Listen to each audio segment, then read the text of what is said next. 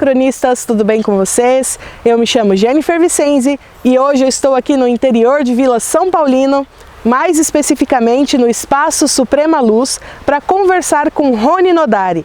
Ele vai nos explicar um pouco mais de tudo o que acontece aqui naquele Salão Dourado e tirar todas as nossas dúvidas, né, de tudo que acontece por aqui. Vem comigo!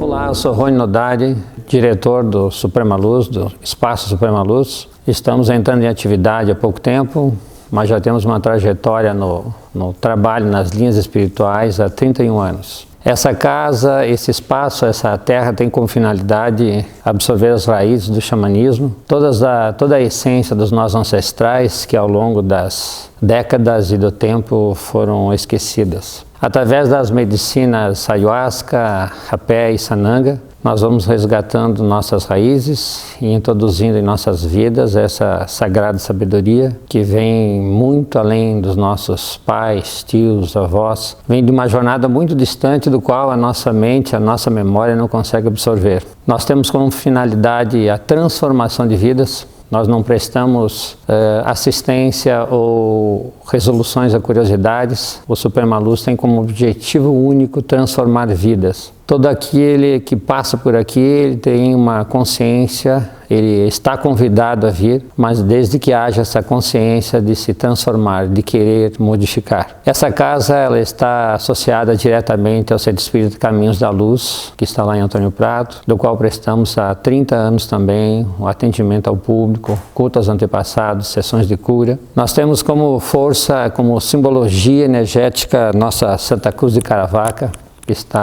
que é o nosso grande guia, nosso símbolo, o grande mestre Jesus. E temos como finalidade cultuá-la através também do ayahuasca, pois ela representa a Vera Cruz, a verdadeira cruz de Cristo, mesmo que todas as cruzes do Messias sejam respeitadas. Nós temos como prioridade a transformação. Esse espaço leva o nome Salão Dourado Mestre Joramidã, em nome do Mestre Ineu, a pessoa que recebeu o Espírito, que recebeu a grande missão de difundir ao mundo o Santo Daime, dado o nome Santo Daime através da Sagrada Medicina, através da bebida ayahuasca, o vinho das almas, ao qual eu chamo de Deus líquido. Tamanho é o ensinamento, tamanho é a capacidade que ele tem de transformar. Nós utilizamos dessa Sagrada Medicina com muita responsabilidade, a fim de que as pessoas possam então conhecer um pouco mais de si, um pouco mais do universo. Deixando muito claro que nosso espaço tem, através da medicina sagrada, a capacidade de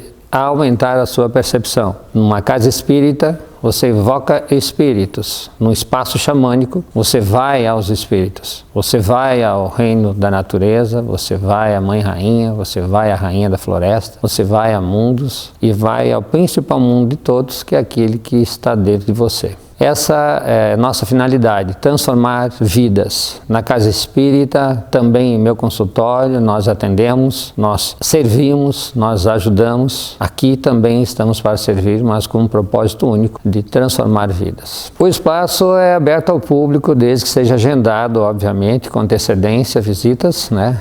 Nós contamos com uma área verde de 31 hectares, com cachoeira, com trilha ecológica, é muito bonito, com altares da Sagrada Jurema, com altares de pretos velhos, caboclos, ciganos, com 7 orixás que ficam aqui em frente ao Salão Dourado e com esse espaço especificamente xamânico. Temos cozinhas e banheiros também, justamente para aqueles que virão consagrar, né? Eles posam nesse espaço, se alimentarão ali e aqui é feito então a sessão. Inicialmente o custo é de R$15 apenas, uma taxa na verdade, pelas despesas, enfim, e depois a medicina quando consagrada, que é em torno de R$40, dependendo a quantidade de doses que será servida. Quanto à alimentação, fica totalmente a critério da pessoa. 7 orixás é uma forma de dividir digamos, as forças da natureza, né? Esses orixás são elementos que formam o nosso planeta, né? Ogum, Oxum, Iemanjá, Oxóssi, Oxum, Xangô. Então, são nossas raízes que são dados nomes africanos, mas que estão atuantes em nossa vida, em nosso corpo a todo instante, através da nossa existência. Porque nós temos que ter uma clareza, primeiramente, de que o nosso espírito vive uma experiência terrena e que nós estamos passando por aqui. E nosso corpo, no xamanismo chamado de Xipan, ele é formado nesse plano através desses orixás. E através dessa força também nós identificamos o nosso animal de poder. Porque o teu corpo, ele não vai para o céu, ele é formado aqui, ele vive aqui, ele literalmente morre, ao contrário da tua alma que desencarna, o teu corpo morre e aqui ele fica.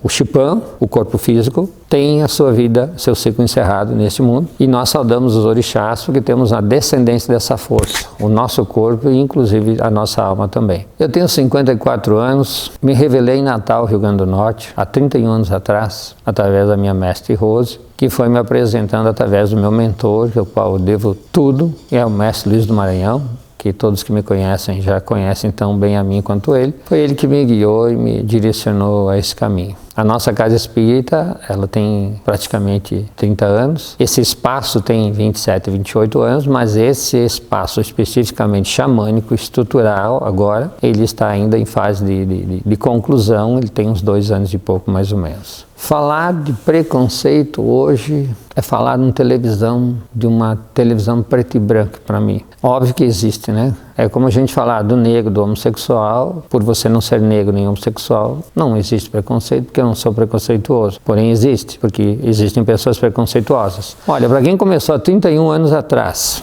em que me chamavam de bruxo, charlatão, satânico, que atacavam a minha mãe, que os vizinhos barravam pessoas que vinham se tratar comigo porque eu representava as forças mais obscuras possíveis. Hoje, para mim, não existe mais, entende? Mas a minha história, ela vem muito antiga, né? Muito dolorida, porque eu fui o pioneiro em Antônio Prado. Oficialmente, né? Sempre existiram. Dizer que é pioneiro nisso é absoluta ignorância, porque é bem antes de Cristo que nascem os curandeiros, benzedores e xamãs, né? Mas oficialmente é a primeira casa espírita, enfim, né? A abrir as portas ao público e tudo mais, se deu há bastante tempo. E sem dúvida alguma era muito preconceito.